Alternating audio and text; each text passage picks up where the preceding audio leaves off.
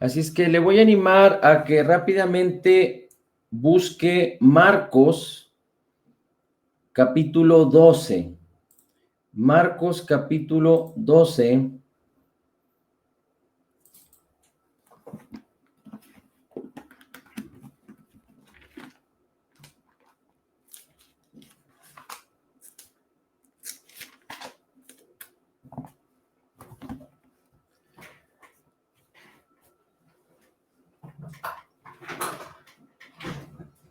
Y dice la escritura: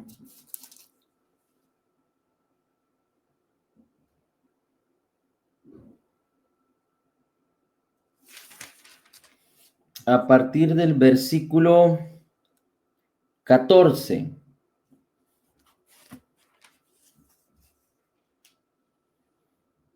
Dice, y venidos ellos, le dicen, perdón, no, es a partir del versículo 28. Y llegándose uno de los escribas que los había oído disputar y sabía que le habían respondido bien, le preguntó a Jesús, ¿cuál es el primer mandamiento de todos? Y Jesús le respondió, el primer mandamiento de todos es, oh Israel, el Señor nuestro Dios, el Señor uno es. Y amarás al Señor tu Dios con todo tu corazón y con toda tu alma y con toda tu mente y con todas tus fuerzas. Este es el primer mandamiento. Y el segundo es semejante a este, amarás a tu prójimo como a ti mismo. No hay otro mandamiento mayor que estos. Si usted tiene una Biblia que tiene las palabras de Jesús subrayadas en rojo, ahí se va a dar cuenta, o escritas en rojo, ahí se va a dar cuenta que estas palabras las dijo Jesús. Un escriba le pregunta a Jesús eh, cuál es el primer mandamiento de todos, y Jesús le dice dos mandamientos: amarás al Señor tu Dios y amarás a tu prójimo. Y les dice, Jesús no solo le escriba, sino a todos los que estaban escuchando, les dice, este es el primer mandamiento y el segundo es semejante. Y dice, estos dos, dice, como ellos, no hay otros mandamientos mayores que estos. Amarás al Señor tu Dios y amarás a tu prójimo como a ti mismo. Como podemos recordar, Jesucristo nació en la dispensación de la ley. Jesucristo no vino a abrogar la ley, es decir, a incumplir la ley en su vida, pero vino a cumplir la ley. ¿Cuál es la razón por la cual Jesús vino a cumplir la ley? O más bien, ¿cuál es la razón por la cual Jesús cumplió la ley? Es muy sencillo. La ley fue dada a los hombres a través de Moisés. ¿Y cuál fue la razón por la cual la ley fue dada a los hombres a través de Moisés? Le voy a pedir que me acompañe a leer, permítame un segundito, el libro de Hebreos. Y vamos al capítulo 8 de Hebreos. Y esto es muy interesante porque el capítulo 8 de Hebreos, a partir del versículo 15, busque ahí Hebreos 8,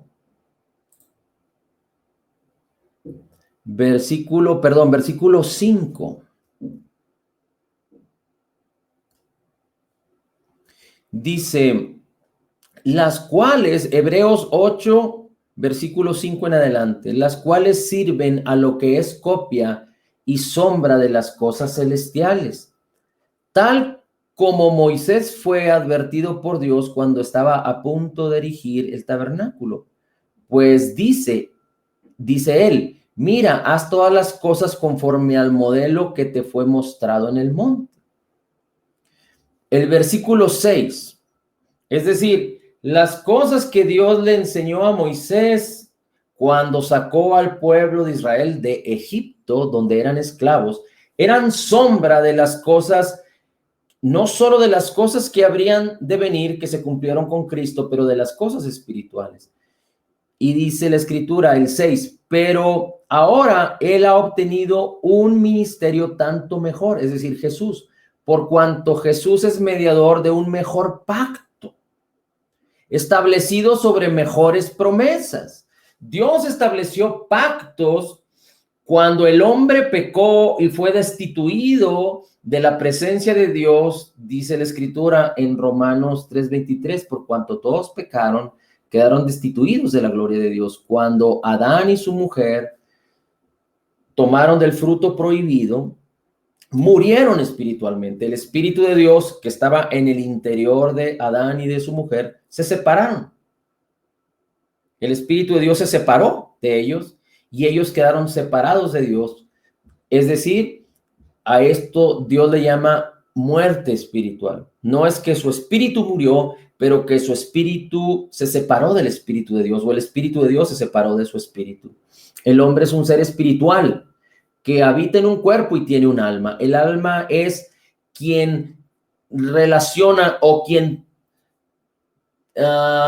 traduce las intenciones del espíritu hacia el cuerpo. Las intenciones del espíritu hacia el comportamiento, hacia el temperamento, hacia las actitudes, hacia la personalidad, hacia los deseos. Pero como el espíritu del hombre quedó solo y ya no había la inspiración de Dios, el alma se convirtió en un gobernante del cuerpo. Y se convirtió en un gobernante del cuerpo sujeto a voluntad de la serpiente, del enemigo, de Satanás, del enemigo de nuestras almas. Y entonces el hombre quedó sumergido, como lo dice la Escritura en Colosenses 1 y Colosenses 2, en un mundo de tinieblas gobernado por el príncipe de este siglo. Así lo dice la Escritura. No lo busque, pero se lo voy a leer. Dice la Escritura, solo es para recordar algunas cosas. Dice la Escritura que el cual nos ha librado de la potestad de las tinieblas, dice, y nos ha trasladado al reino de su amado Hijo, en quien tenemos redención por su sangre, el perdón de los pecados. Y luego, esto viene en Colosenses 1 y en Colosenses 2, dice la Escritura, capítulo 2, dice la Escritura que dice, y a vosotros estando muertos en pecados y en la incircuncisión de nuestra carne, nos dio vida juntamente con él, perdonándonos todos nuestros pecados, quitando lo que era contrario a nosotros, la escritura de las ordenanzas que nos era contraria, y habiendo despojado a los principados y a las potestades, los avergonzó, los sacó públicamente y los avergonzó, triunfando sobre ellos en la cruz, los desarmó. Y dice la Escritura que entonces fuimos librados de la mano de la potestad del enemigo. Pero dice la Escritura, regresando a Hebreos 8, dice, ahora el pacto que Dios hizo con nosotros, es decir, Dios hizo un pacto con Abraham, hizo un pacto con Adán, hizo un pacto con Noé, hizo un pacto con Abraham, Isaac y Jacob, hizo un pacto con Moisés, un pacto con David, un pacto con Cristo Jesús. Y Dios siempre fue parte del pacto y siempre fue fiel al pacto. Por eso Dios es un Dios de pactos, pero la otra parte siempre fue un hombre y el hombre no pudo ser fiel al pacto. Y a fin de cuentas, el pacto nunca pudo ser perfecto. Pero cuando Jesús vino, 100% hombre, 100% Dios, el nuevo pacto fue firmado, fue establecido por Dios el Padre y Jesús, un pacto infalible, un pacto con una fidelidad perfecta, constituida para siempre, un pacto para siempre, un pacto eterno, de eterna redención. Y en ese pacto, tú y yo por la fe fuimos incluidos. En ese pacto, tú y yo por la fe en Jesús y en su obra terminada, fuimos beneficiados. De tal manera que ese pacto no puede quebrantarse y no puede romperse. Es un pacto fiel. Así es que este pacto en Cristo Jesús fue establecido sobre muchas mejores promesas que cualquier otro pacto que esté establecido en la palabra. Por eso así dice, porque el primer pacto, si hubiera sido sin defecto, no se hubiera buscado lugar para un segundo pacto. Y está hablando del pacto de Moisés. Dice, porque reprochándolos, Dios dice, mirad que vienen días, dice el Señor, en que estableceré un nuevo pacto. Esto es una connotación de Hebreos 8 hacia el Antiguo Testamento y dice, haré un nuevo pacto con la casa de Israel y con la casa de Judá. No como el pacto que hice con sus padres el día que los tomé de la mano para sacarlos de la tierra de Egipto. Es decir, no como el pacto de Moisés, pero un nuevo pacto. Y cuando habla de la casa de Israel y de la casa de Judá, no solo está hablando de los israelitas naturales, pero también de usted y de mí. Porque dice la palabra en Juan 1, que Jesús vino a lo suyo, pero los suyos no le recibieron. Pero a todos los que le recibieron, a los que creen en su nombre, Dios les dio la potestad de ser hechos hijos. Y Dios a través, el Señor Jesucristo a través de su Espíritu Santo guió a Saulo de Tarso, a Pablo, para que predicara el evangelio a los gentiles. Por eso Jesús dice en su palabra, si usted lee los evangelios, que él fue enviado a la casa de Israel para establecer este pacto, pero por eso vino a lo suyo y los suyos no le recibieron. Dice el 9, no como el pacto que hice con sus padres el día que los tomé de la mano para sacarlos de la tierra de Egipto, porque no permanecieron en mi pacto y yo me desentendí de ellos, dice el Señor. Dice, porque este es el pacto que yo haré con la casa de Israel después de aquellos días, dice el Señor. Pondré mis leyes en la mente de ellos y los escribiré sobre sus corazones, y yo seré su Dios y ellos serán mi pueblo. Y ninguno de ellos enseñará a sus conciudadanos, ni ninguno a su hermano diciendo, conoce al Señor, porque todos me conocerán, desde el menor hasta el mayor. Pues tendré misericordia de sus iniquidades y nunca más me acordaré de sus pecados. Este es el pacto que Cristo Jesús vino a establecer a través de su obra terminada en la cruz. Cuando Jesús dijo un nuevo pacto, hizo anticuado u obsoleto al primer pacto, es decir, al pacto de Moisés. Y lo que se hace anticuado y envejece está próximo a desaparecer. Hay quienes todavía quieren seguir este antiguo pacto. Pero es tan interesante que el Señor dice, porque este nuevo pacto que haré con la casa de Israel, dice, pondré mis leyes en sus corazones y ellos serán mi pueblo y yo seré su Dios. Y si usted se remonta a Éxodo, versículo 19, usted después lo lee en su casa. Pero cuando Dios sacó al pueblo de Israel del país de Egipto, en donde eran esclavos, y los sacó sanos, perfectos, alegres y con todas las riquezas de Egipto, dice que llegaron al monte Sinaí, enfrente del monte Sinaí, acamparon ahí, y Moisés subió hacia Dios y el Señor lo llamó desde el monte diciéndole, así vas a decir a la casa de Jacob y anunciarás a los hijos de Israel. Moisés subió al monte no para que Dios le diera las tablas de la ley, no, todavía no se presentaba ese momento. Dios lo llamó al monte.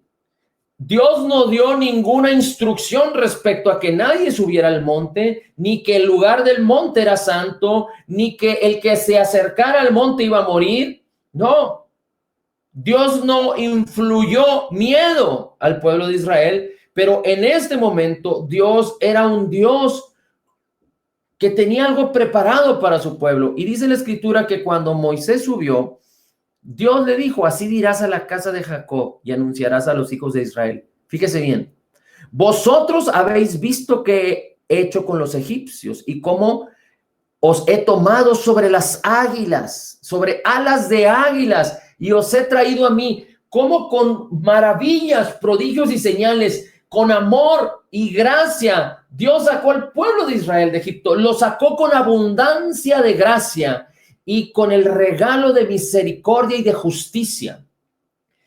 Eran esclavos. En Egipto eran esclavos, estaban enfermos, padecían. Pero cuando Dios los sacó de Egipto, dice la Escritura que ninguno salió enfermo, ninguno salió débil, ninguno salió con escasez. Pero antes bien los egipcios entregaron todas sus pertenencias, oro y plata, piedras preciosas, a los israelitas para que ellos abandonaran Egipto, por causa de que Dios los sacó de ahí con mano poderosa. ¿Cuál fue la última cosa que los israelitas hicieron en Egipto? Celebraron la Pascua. ¿Cuándo fue cuando Jesús murió en la cruz del Calvario? El día de la Pascua. Jesús es el cordero que los israelitas presentaron en Egipto y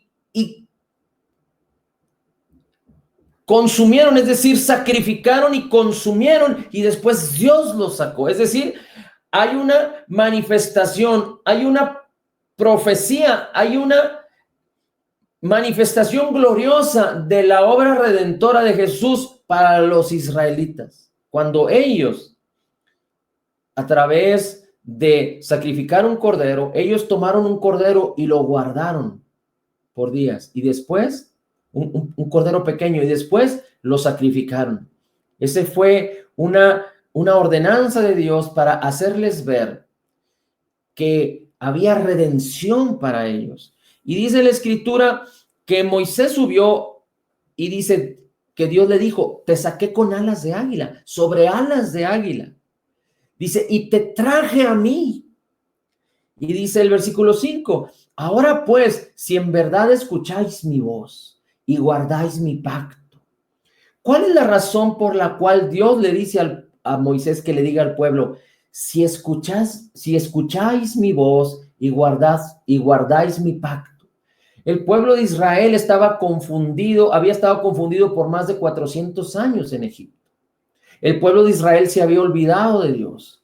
Cuando el pueblo de Israel clamó, usted puede encontrar antes de que apareciera Moisés en escena, donde el pueblo clamó por causa de que Egipto los oprimía. Ellos clamaron, pero no clamaron a Dios, ellos clamaron, y Dios escuchó su clamor y se acordó del pacto de Abraham, de Isaac y de Jacob. Recuerde que Jacob es Israel, es el padre de los primeros israelitas que vivieron en Egipto. Estos israelitas, cuando Moisés los sacó, se habían multiplicado de aquellas familias, de las familias de Jacob, de los hijos de Jacob. Y entonces Dios les dice, te he traído hacia mí y quiero que escuches mi voz, quiero que me conozcas y que guardes mi pacto. Y les dice el Señor, tú eres mi especial tesoro. Fíjate cómo Dios les dice, tú eres mi especial tesoro entre todos los pueblos, porque mía es toda la tierra, dice el Señor, y vosotros seréis para mí un reino de sacerdotes y una nación santa. Estas palabras les dirás al pueblo. Tú eres mi especial tesoro. Tú eres un reino de sacerdotes y una nación santa para mí. Así es que escucha mi voz, conóceme y entra en pacto conmigo. ¿Pero qué respondió el pueblo? Moisés fue y dio el mensaje a los ancianos y expuso la gracia y la misericordia y el corazón de Dios compasivo para el pueblo. Y el pueblo respondió, Señor, dile a Dios, le dijeron a Moisés, haremos todo lo que el Señor ha dicho. Y Moisés llevó estas palabras del pueblo al Señor, y entonces el Señor le dijo, vendré a ti en una densa nube, Moisés, para que el pueblo oiga cuando hable contigo y también te crean para siempre, y también te crean para siempre, y también te crean para siempre. Ahora te crean a ti, Moisés, porque no creyeron en mí.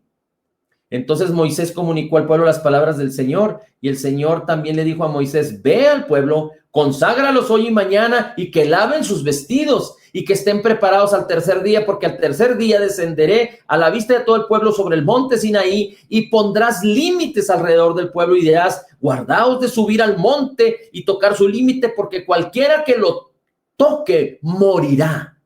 Ninguno tocará, porque el que lo toque será apedreado y aseteado, sea animal o sea hombre, no vivirá. Cuando suene largamente la bocina, ellos subirán al monte. Y Moisés bajó del monte al pueblo y santificó al pueblo y dijo al pueblo: estad preparados al tercer día. Y aconteció que entonces llegó la mañana, hubo truenos y relámpagos y una densa nube en el monte y un fuerte sonido. Entonces Moisés sacó al pueblo del campamento para ir al encuentro de Dios, y ellos se quedaron al pie del monte, y todo el monte humeaba porque el Señor había descendido en fuego sobre él, y había humo, y todo el monte se estremecía con violencia. El sonido de la trompeta sonaba y el Señor descendió ahí. Y entonces el Señor le dijo a Moisés: desciende, advierte al pueblo, no sea que traspasen los límites. También que santifica a los sacerdotes que se acercan al Señor, y no sea que el Señor irrumpa contra ellos, y el pueblo no puede subir al monte. Y entonces el Señor dijo: ve, desciende y vuelve a subir, tú y Aarón contigo, para que los sacerdotes y el pueblo no traspasen los límites. Bien, y entonces Dios le dio las tablas de la ley después de 40 días de ayuno de Moisés arriba del monte. Y cuando descendió con las tablas de la ley, el pueblo se había desesperado y obligaron a Aarón a construir un becerro de oro e idolatraron. Y Moisés quebró las dos piedras, las dos tablas de la ley. Tuvo que subir de nuevo al monte y Dios le dio otras dos tablas, las mismas leyes que habían sido escritas. Y ese mismo día que el pueblo desobedeció, murieron 3,000 hombres a espada. ¿Cuál fue la razón? ¿Cuál fue la causa? Dios los había atraído hacia él, los sacó en alas de águila. Les dijo: ustedes son mi especial tesoro, quiero que ustedes sean mi pueblo. Y los israelitas rechazaron la gracia con que habían sido sacados, la gracia con que Dios los había abrazado y los había llevado hasta ese momento. La misericordia, la compasión y la justicia de Dios. Y ellos dijeron: tú dinos qué hacer y nosotros lo haremos. Y en Hebreos 8 podemos ver que dice la escritura, empieza diciendo en el versículo 8, dice: porque reprochándolos Dios les dice: mirad que vienen días, que dice el Señor, que estableceré un nuevo pacto con la casa de Israel, no como el primer pacto que hice con sus padres. Y se refiere a los israelitas del Éxodo. Porque los tomé de la mano para sacarlos de la tierra de Egipto, pero ellos no permanecieron, no quisieron estar en mi pacto de gracia, de bondad y de misericordia. Y yo me desentendí de ellos, dice el Señor. Pero ahora hay un nuevo pacto.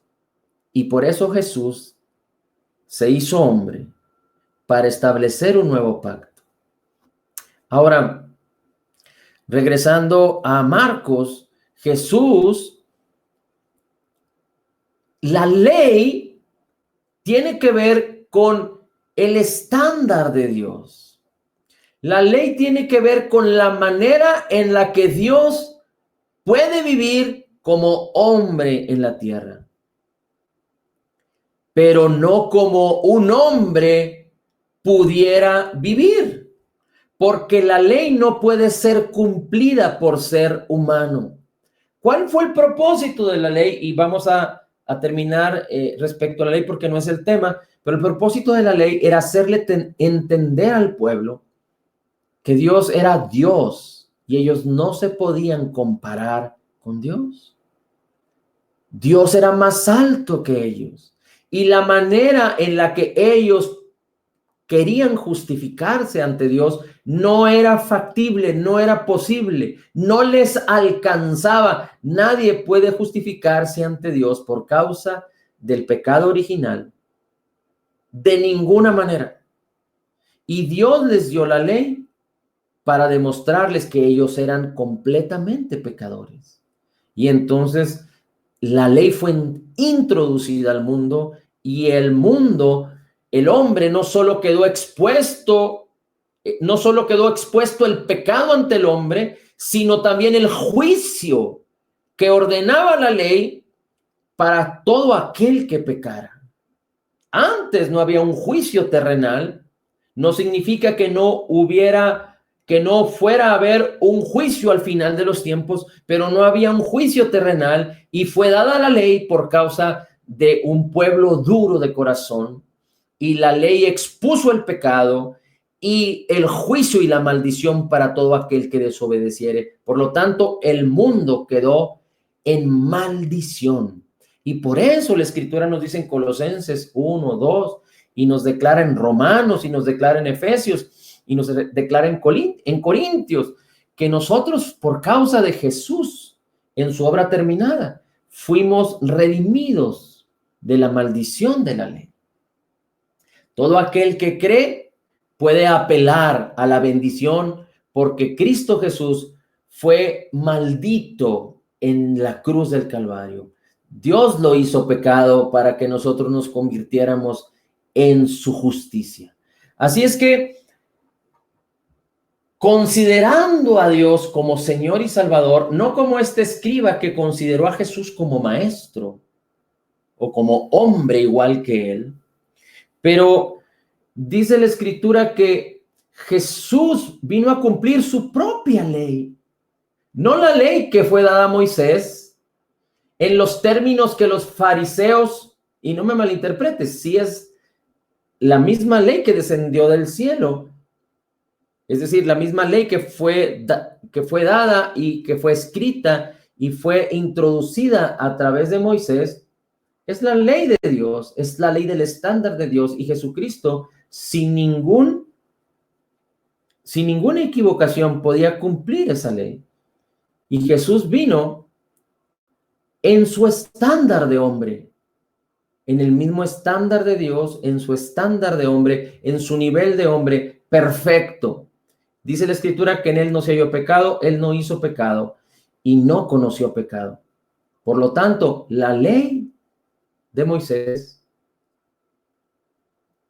no tenía ninguna cosa contraria, o es decir, no estaba en contra de Jesús, porque Jesús era justo.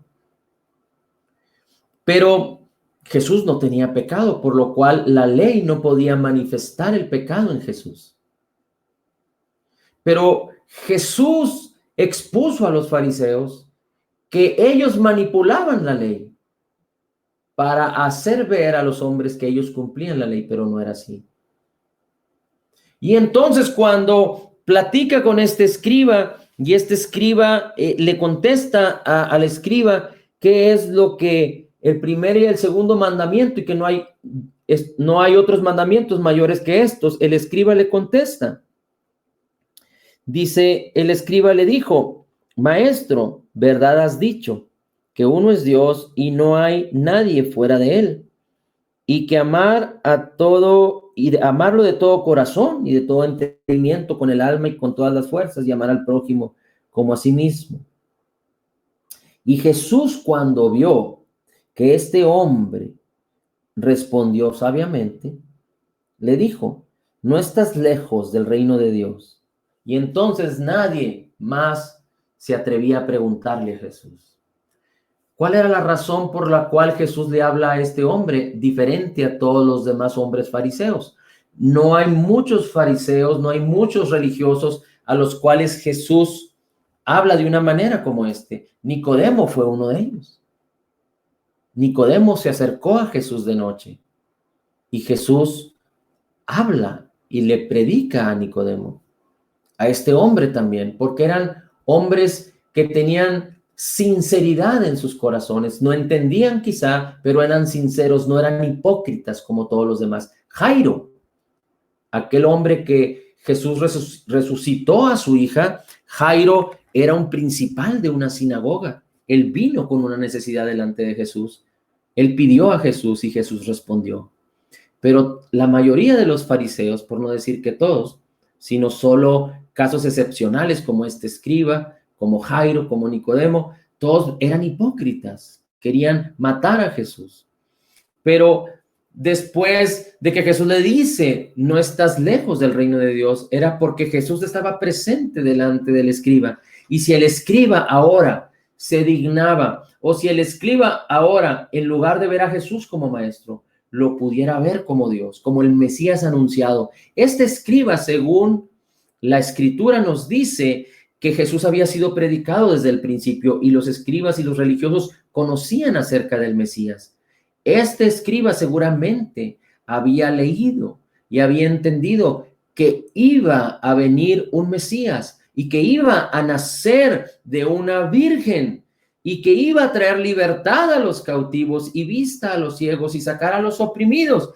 Y la fama de Jesús estaba manifestando a Isaías y a todos los profetas. El mismo Jesús dijo, estas palabras están cumpliendo delante de ustedes, y todos creían en Jesús. Bueno, no todos, pero muchos creían en Jesús, y Jesús hacía grandes señales, prodigios y milagros, cual nunca las había hecho nadie jamás.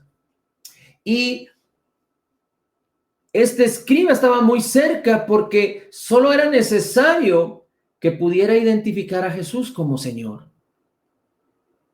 Estaba junto a Jesús, hablando con Jesús. Y dice que después de que preguntó esto, ya nadie más quiso preguntar ni se atrevió a preguntar. Pero la Escritura nos dice que nosotros debemos actuar de una manera diferente. ¿Por qué? Porque nosotros fuimos llamados a tener comunión con el Señor. Nosotros fuimos llamados hijos de Dios por creer en Jesús.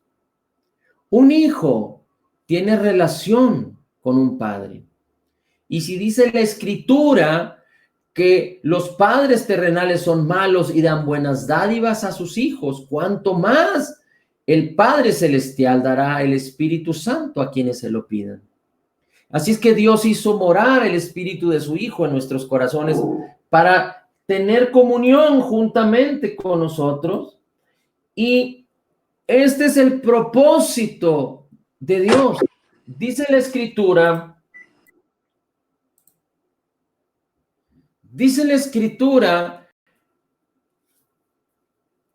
en Juan capítulo, no lo busque, pero usted después apúntelo y después lo puede encontrar. Pero dice la Escritura en Juan capítulo 17. Recuerda que Juan 3:16 dice, de tal manera amó Dios al mundo que ha dado su Hijo unigénito para que todo aquel que en él cree no se pierda, mas tenga vida eterna. Bueno, Juan 17 dice, esta es la vida eterna, que te conozcan a ti, el único Dios verdadero, y a Jesucristo, a quien has enviado. La vida eterna empieza por conocer al Dios verdadero y a Jesús, el enviado de Dios para salvarnos. Y esto es algo que el hombre natural no ha entendido, pero que el hombre espiritual, que somos tú y yo, los creyentes, hemos olvidado. Porque Dios nos ha llamado a tener un ejercicio continuo de conocerle a Él, de conocer a Jesús, de tener comunión con Jesús. Y necesitamos tener comunión con su palabra para conocerle a Él. Hay quienes dicen que tienen comunión con Dios y todos los días tienen tiempos de oración y le dicen al Señor, Señor, qué bello eres, Señor, cuán precioso eres, te amo, Señor, te amo.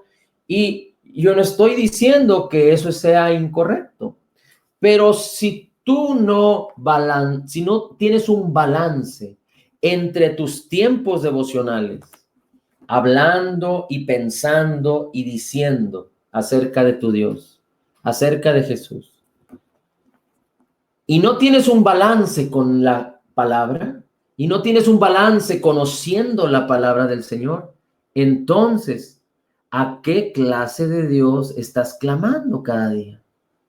¿A qué clase de Dios estás adorando cada día? ¿Con qué conocimiento? ¿Con qué entendimiento? ¿Con qué sabiduría estás adorando? Estás conociendo a Dios. Tú no puedes adorar a Dios y tener tiempo con Dios si no lo conoces. Y no lo puedes conocer si no es a través de la palabra. Y el Espíritu que mora en ti no lo puedes conocer si no es a través de la palabra. Y todo lo que te fue concedido no lo puedes conocer sino a través de la palabra. Es decir, a Dios lo conoces con la palabra, a Cristo Jesús lo conoces con la palabra. El Espíritu que te fue dado lo conoces a través de la palabra y todo lo que te fue concedido lo conoces a través de la palabra. Hay muchos que dicen que aman a Dios y que tienen mucha fe, pero no conocen la palabra. Y no hay un equilibrio y no hay un balance y nos estamos engañando a nosotros mismos si actuamos así. Dios nos ha dado una virtud que se toma a través de la fe y esto es la unción del Espíritu Santo. En Juan, primera de Juan, capítulo 2, tú lo puedes buscar. En primera de Corintios, capítulo 2, tú lo puedes encontrar. Dios nos dio la unción de su Espíritu. Dios nos dio la mente de Cristo. En nuestro espíritu hay esa condición y ese potencial. Pero necesitas la palabra, ponerla en tus ojos, en tu boca, en tus oídos, que renueve tu mente. Abrazarle en el corazón, concebirle en el corazón, para que tu vida sea transformada. Y cuando tu vida es transformada, la sabiduría misma de Dios entra en ejercicio. Nadie puede adquirir la sabiduría de Dios si no tiene el Espíritu de Dios, si no es un creyente nacido de nuevo. Puede tomar la palabra como consejo o como ejemplo, pero no tendrá el éxito que un creyente puede tener. ¿Cuán grande tesoro Dios ha puesto en nuestras manos? Pero necesitamos no desestimarlo. Necesitamos estimar la sabiduría de Dios. Este hombre, escriba, dice que contestó sabiamente. Pero dice la palabra que nosotros hemos recibido la misma sabiduría de Dios. La sabiduría de su Espíritu. El Espíritu mora en nosotros. Estamos llenos de sabiduría. Y dice Santiago que si alguien tiene falta de sabiduría, que la pida. Dios no va a abrir los cielos para derramar sabiduría sobre ti. Dios derramó el Espíritu Santo y está en ti. La sabiduría la tienes aquí. Pero cuando tú pides, la sabiduría fluye de tu interior a tu mente, a tu vida, para que sea aplicada. El conocimiento es el cúmulo, el total de las verdades y los hechos de la palabra. El logos. El entendimiento es cómo yo puedo ordenar y organizar todo el conocimiento para saber qué tipo de conocimiento se puede, qué tipo de verdades y hechos se pueden ordenar de acuerdo a las diferentes áreas de nuestra vida, de acuerdo a las diferentes necesidades de la vida del hombre. Pero la sabiduría es aplicar la palabra en la vida. La palabra de Dios en la vida. Y es la sabiduría no humana, sino la sabiduría que desciende de lo alto. Es la sabiduría que ya mora en ti. Así es que, como estamos expuestos a decisiones, así como yo puedo tomar un vaso verde claro y mañana tomar un vaso verde oscuro, yo tuve que tomar la decisión. Estamos llenos de decisiones. Y ser religioso es creer que espiritualmente no necesito a Dios, pero que con lo que tengo la puedo hacer. Y hay muchos que piensan que considerar y meter a Dios en todas las cosas que hacemos es ser religioso y fanático. Pues déjame decirte que si quieren llamarme fanático por creer la palabra y caminar en la sabiduría de Dios y reconocer que Cristo mora en mí y que soy una nueva criatura y que no hay ninguna condenación para los que están en Cristo y que la ley del Espíritu de vida que tengo en Cristo Jesús me ha librado del poder del pecado y de la muerte y que me ha dado vida eterna y que me ha dado novedad de vida y que he puesto un espíritu nuevo creado en la justicia y santidad de la verdad, y que Dios está conmigo, y que ha perdonado todos mis pecados, y que me ha hecho altamente favorecido, y que me ama profundamente, y que me ha llamado la justicia de Dios en Cristo, y que me ha bendecido con toda bendición espiritual. Entonces, que me llamen fanático. Porque dice la Escritura que ya no vivo yo, dice el apóstol Pablo, mas Cristo mora en mí. Yo estoy en Cristo, sentado en lugares celestiales, así como todo creyente nacido de nuevo, y Cristo está en mí para vivir una vida nueva, abundante y gloriosa, y para compartirle a muchos que Dios vive, que Cristo vive, y que en Él tenemos el perdón de todos nuestros pecados. Amén. Así es que esta es la calidad de vida. Este mundo ha trastornado las diferentes generaciones. Y ahora muchos creyentes, muchos niños que crecieron en familias creyentes y que ahora están en la edad de la juventud, no de la adolescencia, pero un poquito mayores, están perdiendo los fundamentos cristianos, están perdiendo de vista el conocer y seguir conociendo a Jesús. Es más, están cayendo de la gracia. Es más, están perdiendo la fe. ¿Por qué? Porque este mundo, y por último le voy a leer un versículo. Porque este mundo, la sabiduría de este mundo, nuestro adversario el diablo, ha trastornado con huecas sutilezas, con falsas filosofías, el entendimiento, el conocimiento en todas las áreas, en todos los medios, en todos los lugares, sobre todo en las escuelas y en las universidades. Hay una estadística muy tremenda, después se la voy a conseguir, en donde, por ejemplo, en Estados Unidos, que Estados Unidos es un pueblo que fue fundado en la palabra de Dios. No viene, los fundamentos del pueblo americano no vienen de fundamentos de idolatría, pero vienen de fundamentos cristianos de la palabra. De hecho, la Constitución de los Estados Unidos fue establecida ahí. De hecho, todavía en los juzgados, en los recintos legales, ponen la Biblia y juran sobre la Biblia. La Biblia ya la sacaron de las escuelas. La oración ya la sacaron de las escuelas. De hecho, no sé si usted vio un video, a mí me pasaron un video, no sé si sea verdad, no investigué, pero no se ve que sea un video editado, pero se ve que es un video fiel, genuino.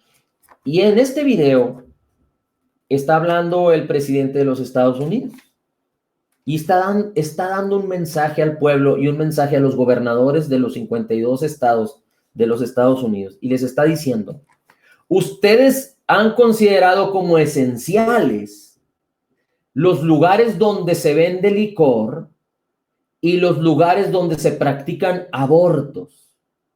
Así les dice: ustedes están considerando lugares esenciales, lugares donde se vende licor y lugares donde se practican aborto.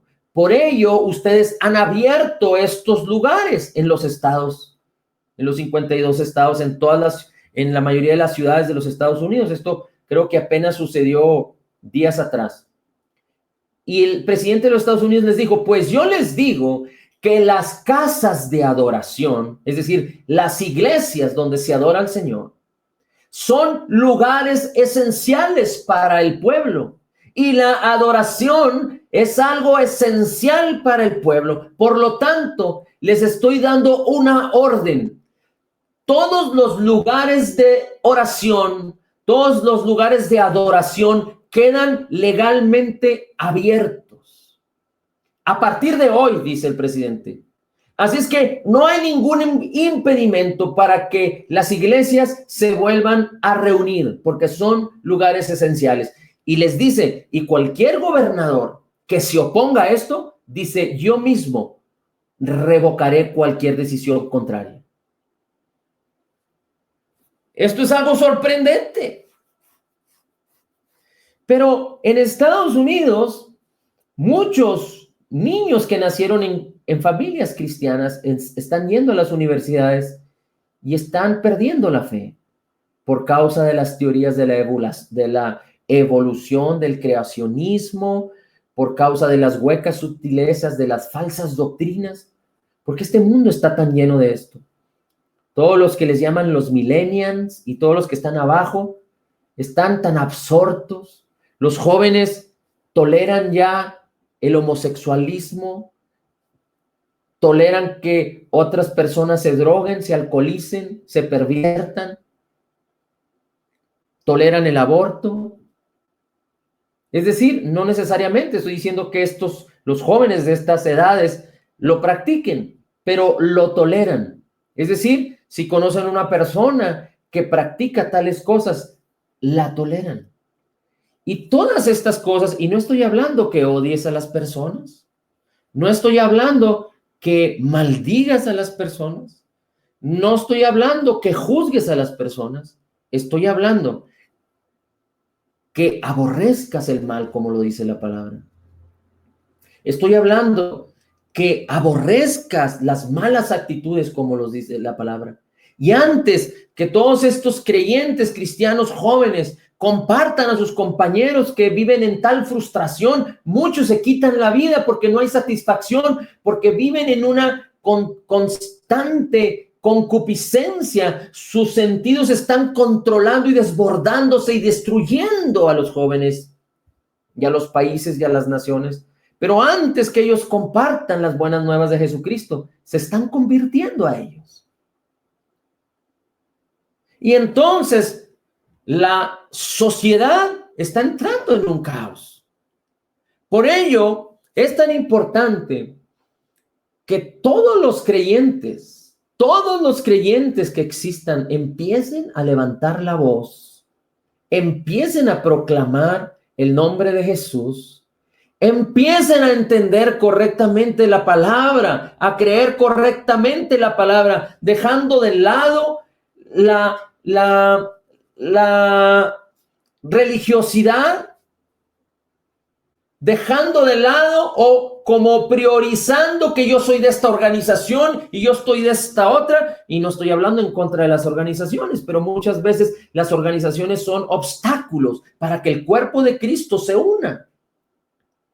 Pero es necesario que aprendamos correctamente a usar bien la palabra de verdad, como lo dice Timoteo, y no estar pidiéndole a Dios que haga algo que Dios nos dijo que hiciéramos. Y no estarle pidiendo a Dios que nos dé algo que Dios ya nos dio. Por eso es importante. Y déjeme, voy a acabar con este versículo, pero por eso es importante que usted no deje de preguntarle a Dios. Y no preguntarle para probarlo, no preguntarle para quejarse, sino preguntar, Señor, ¿qué hago aquí? Señor, ¿qué hago acá? Señor, ¿cómo resuelvo esto? Necesita ejercitarse, necesita presentarse en comunión con el Señor. Si Él le perdonó en Cristo Jesús, usted está con las puertas abiertas, puede inclinar su rostro y hablar con el Señor que mora aquí, en su espíritu, y decirle, Señor, ¿cómo hago esto? ¿Cómo hago lo otro? Dame sabiduría porque no me he ejercitado en la sabiduría. Y de su interior, Dios le dará sabiduría. Hay una virtud que el apóstol Pablo consideraba y tomaba, y el apóstol Pablo decía, y se la voy a leer. Dice el apóstol Pablo, oraré con el espíritu, pero oraré con el entendimiento. Cantaré en el espíritu, pero cantaré con el entendimiento. De otra manera, si bendices solo en el espíritu, ¿cómo dirán amén? Estoy hablando, Pablo está hablando cuando lo hace con más gente, cuando lo hace enfrente de la gente. Dice, doy gracias a Dios que hablo en lenguas más que todos vosotros. Doy gracias a Dios que hablo en lengua más que todos vosotros. Y el apóstol Pablo decía, tú puedes hablar en lenguas y pedirle a Dios discernimiento, que te revele lo que estás hablando. Miren, hemos leído muchas porciones de la Escritura. Y cuando abrí la Biblia en Marcos 12, y seguramente había leído este capítulo muchas veces, pero cada vez que abrimos la Escritura y le decimos al Señor, Señor, revélame algo aquí, y ora en el Espíritu, el Señor le sorprende, porque la Biblia, la palabra de Dios, nunca va a dejar de revelarnos cosas tan gloriosas y tan tremendas. Así es que es importante que usted lo haga. No solo que medite, que recuerde, que estudie, que crea la palabra que ya ha recibido, pero atrévase. Dice ahí que en Marcos 12, que ya nadie se atrevía a preguntarle al Señor, pero usted atrévase a leer la palabra y a decirle al Señor, Señor, ¿qué significa esto? No entiendo, revélame. Y el Señor le va a revelar. Y si usted se pone a orar en el Espíritu después de leer algunos de los versículos, usted se sorprenderá de la revelación que Dios le traerá. Y usted se hará un adicto, hablando de buena manera, a la palabra. Se hará usted una delicia clamar el nombre de Jesús. Tendrá una delicia decirle, Señor, gracias porque estás conmigo. ¿Qué hacemos? ¿Cómo empezamos este día? ¿Cómo nos levantamos de la cama? Usted aún con la cabeza en la almohada, medite y dígale, Señor, gracias porque estás conmigo. Gracias por este nuevo día. Gracias por perdonarme completamente. Gracias por darme tu favor. Hoy confieso y declaro que será un día esplendoroso, aunque el día se convierta gris y aunque el sol no salga porque está nublado, porque va a tronar. Por cierto que en estos días no hoy, pero ayer y antier se ha oscurecido el día y ha habido lluvia y ha tronado, pero usted puede visualizar con los ojos de su fe, usted puede concebir lo que Dios le ha concedido, pero usted necesita poner su mente y su corazón, aún desde cuando está acostado y con su cabeza en su almohada, antes de que el despertador suene, conciba, dé gracias, sepa que Dios nunca le abandona, que Él está con usted y listo para vivificarlo. Por eso dice la Escritura que el Espíritu de Dios que mora en nosotros vivifica nuestros cuerpos mortales. Y Él nos ayuda en todas las cosas, Romanos 8:26.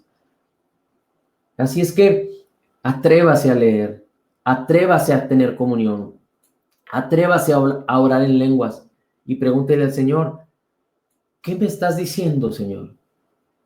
¿Qué bendición me estás revelando que ya me has dado, pero quieres que yo la tenga tan real en mis manos y la ponga en acción?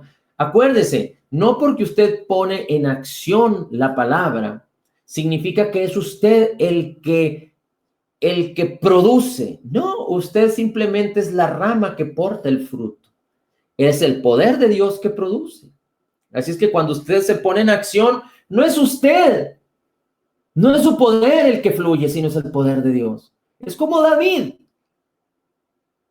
No fue la onda de David y la piedra de David y la presencia de David la que venció, sino David estaba seguro que el Señor ya había peleado la batalla por él y él había entregado en su mano a Goliat.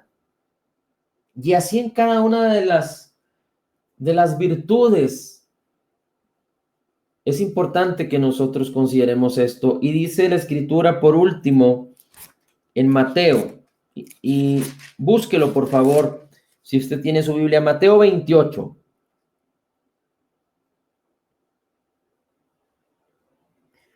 Esta es una de las razones por las cuales estamos haciendo este proyecto, porque nos hemos dado cuenta que el creyente, el cristiano promedio, tiene una similitud que se hace dependiente de otras personas, no se hace responsable, no quiere crecer. El creyente promedio y en Latinoamérica sigue atado a la idiosincrasia anterior en la cual vivíamos, creyendo que por asistir un domingo o un martes o un miércoles es suficiente. Pero Dios nos ha llamado a novedad de vida, a novedad de vida. Por eso Jesucristo murió por nosotros. Por eso Jesucristo nos dio la potestad de ser hechos hijos. Por eso Él envió el Espíritu de su Hijo a nuestros corazones, nuestro Dios Padre. Y el proyecto que estamos incursionando es que compartir la palabra de tal manera que el creyente no asuma que Dios hace todas las cosas en automático, no asuma que Dios nos llamó a depender de otros hombres. Y no estoy hablando en contra del liderazgo, ni de pastores, ni de maestros, ni de profetas. Yo mismo he sido pastor, yo mismo he sido maestro, yo mismo he profetizado, yo mismo he evangelizado. Pero antes bien, cada creyente debe de ser fortalecido, preparado, edificado, enseñado, fortalecido, preparado para toda buena obra. Ese es el llamamiento. Y dice aquí la Escritura en el versículo 18, Mateo 28, 18. Y llegando Jesús les habló diciendo, Jesús ya había resucitado. Toda potestad me es dada en el cielo y en la tierra. Y esa potestad Jesús no la trasladó, Jesús no la dejó cuando envió su Espíritu Santo el día de Pentecostés. Y dice la Escritura, por tanto el 19, id, enseñad a todas las naciones. Y este es el propósito de lo que estamos haciendo, enseñar la palabra de Dios para aprender a conocerla, entenderla y creerla correctamente. Y que la palabra transforme nuestras vidas y que entonces usted y yo en Cristo andemos en novedad de vida, en el Espíritu Santo. Y dice la Escritura, bautícenlos en el nombre del Padre y del Hijo y del Espíritu Santo, enseñándoles que guarden todas las cosas que os he mandado. He aquí yo estoy con vosotros todos los días hasta el fin del mundo. Enseñándoles que guarden las cosas que yo os he mandado. Y esta sociedad se le ha olvidado guardar las cosas que Dios nos enseña. Hay tantas filosofías, tantas maneras de pensar que aún a nuestras vidas, que aún están afectando la vida del creyente de tal manera que para muchas áreas de la vida el creyente está opinando y está creyendo cosas contrarias a las que la palabra de Dios dice. Y estamos perdiendo de vista que Jesús mismo dijo, enseñen para que guarden las cosas que están descritas en la palabra. Para que guarden las cosas acerca de la benignidad de Dios, acerca de la justicia, acerca de la abundancia de gracia y del regalo de su justicia, acerca de lo que el apóstol Pablo dice en Romanos 12:1. Presentad vuestros cuerpos en sacrificio vivo, santo, agradable a Dios, que es vuestro culto racional. Y el mismo creyente en estos tiempos está perdiendo de vista y está observando. Hay creyentes, déjeme decirle, y ya para terminar, que creen en la teoría de Darwin, en la evolución y que venimos del chango. Creyentes. Cuando un creyente nacido de nuevo aprueba la evolución, está desacreditando la palabra. ¿Cómo es posible? Cuando un creyente aprueba actitudes que tienen que ver con la... no me quiero meter en conflictos de discusiones y cosas de hombres, pero cuando aprueban las cosas que son contrarias, que lastiman la sociedad, que lastiman a las personas, que lastiman la unidad, que lastiman el amor, que lastiman la vida. estamos actuando en contra de lo que el Señor nos enseñó en su palabra. Así es que yo le animo en el nombre de Jesús a que se deje enseñar y usted mismo aprenda. El Espíritu Santo, la unción de Cristo nos enseña todas las cosas. Sea atento, sea diligente, escuche la voz de Dios que siempre le está hablando y permítase ser enseñado. Permanezca, ejercítese en tener comunión con el Señor, comunión con su palabra. Anhele la sabiduría como ese precioso regalo que Dios nos dio. Camine en la fe y viva en victoria. Y viva en el conocimiento de la verdad, viva en el conocimiento de Jesús. Ponga su mente en las cosas del Espíritu. A esto fuimos llamados. Gracias, Señor. Te damos en este día y gracias, Padre, por la vida de todos mis hermanos que están aquí presentes y que han dispuesto sus corazones y sus oídos a recibir de ti. Gracias, Señor, porque en el nombre de Jesús declaramos que somos totalmente perdonados, perfectamente justificados, altamente favorecidos, profundamente amados, grandemente bendecidos, más que vencedores en Cristo Jesús. Como Jesús es, así somos nosotros en este mundo. Ya hemos sido curados porque llevaste nuestras enfermedades, sufriste nuestros dolores, el castigo para darnos paz fue sobre ti y por tu llaga ya hemos sido curados. Tomamos de la abundancia de tu gracia y del regalo gratuito de tu justicia. Y Espíritu Santo, ayúdanos, te pedimos. Guíanos, revélanos tu palabra. Declaramos por la fe que somos la justicia de Dios en Cristo Jesús.